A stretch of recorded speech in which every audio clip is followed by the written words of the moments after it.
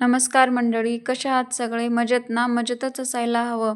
तर आज आपण इथे कोबी व काकडीचे थालीपीठ बघणार आहोत. मुलं आपले कोबीची भाजी खात नसतील तर थालीपीठ ही रेसिपी उत्तम आहे. त्यांना आपण कशा ना कशा प्रकारे खाऊच घालतो. आई अशी असते की मुलांना आपल्या काहीच असं म्हणजे भाज्या वगैरे शरीराला काहीच कमी नाही पडू दिल्या, अशा आई असतात. त्यामुळे आईला असं वाटतं की आपण कशा ना कशा प्रकारे आपल्या मुलांच्या पोटात पालेभाज्या, फळभाज्या गेल्याच पाहिजेत, याचा विचार करूनच मी ही रेसिपी बनवलेली आहे. तर आपले मुलं कोबीची भाजी खात नसतील, तर आपण हे त्यांना समजणार पण नाही की हे कोबीचं बनवलेलं थालीपीठ आहे म्हणून. तर आपण मस्त अशा प्रकारे रेसिपी बघूयात आज.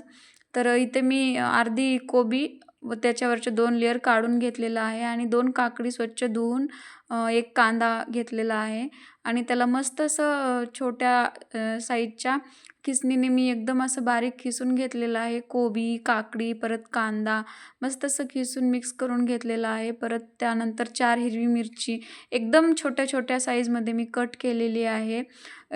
मिरची तुम्ही कमी जास्त करू शकता, मुलं जर खात नसतील तिखट वगैरे तर. तर मी ते 4च मिरची घेतलेली आहे आणि त्यालाच एकदम असं छोट्या-छोट्या साईजमध्ये मी कट करून घेतले. परत 7 पाकळ्या लसूण घेतलेला आहे मी. त्याला पण असं सुरीने म्हणजे चाकूच्या साहाय्याने वर असं थोडंसं दाबून त्याला छोट्या-छोट्या आकारामध्ये कट करून घेतलेला आहे आणि एक मूठभर कोथिंबीर स्वच्छ धुवून ते कोथिंबीर पण बारीक कट करून घेतलेली आहे मी आणि त्यानंतर मी असं मस्त सगळं एकजीव करून घेतलेलं आहे.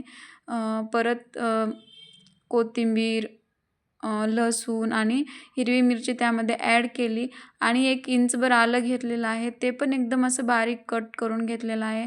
तुम्ही हवे असेल तर त्याला मिरचीला किंवा लसूण आणि अद्रक ठेचून पण घेऊ शकता. मी ते कट करून घेतलेलं आहे. त्यानंतर मी इथे 2 चम्मच लाल मिरची, पाव चम्मच हळद, चवीनुसार मीठ, 1 वाटी बेसन, 1 वाटी ज्वारीचं पीठ, 1 वाटी गव्हाचं पीठ आणि 2 चम्मच कॉर्नफ्लोअर घेतलेलं आहे.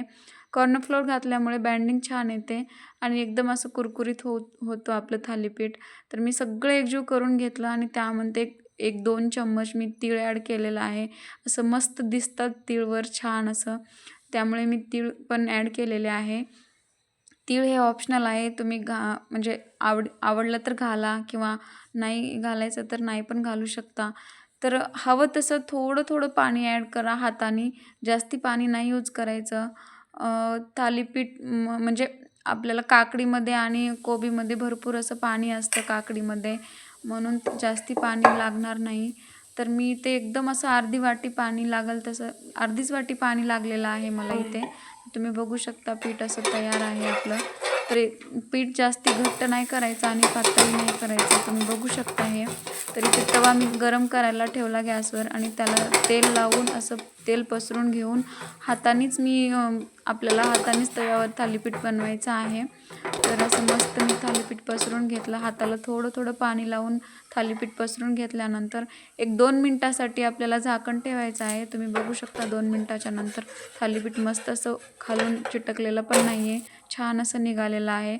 वरून 1 चम्मच टाकून मी छान असं दोन्ही साईडनी खरपूस भाजून घेतलेलं आहे आणि बघू शकता तुम्ही असं मस्त थालीपीठ खरपूस आणि कडक असं कुरकुरीत तयार आहे. तुम्ही पण मुलांना नक्की एकदा बनवून द्या हे थालीपीठ. रेसिपी आवडली तर अन्वी स्पेशलला लाईक, शेअर आणि सबस्क्राईब करा. भेटूया अशाच पुढच्या एपिसोडमध्ये. तोपर्यंत थँक्यू.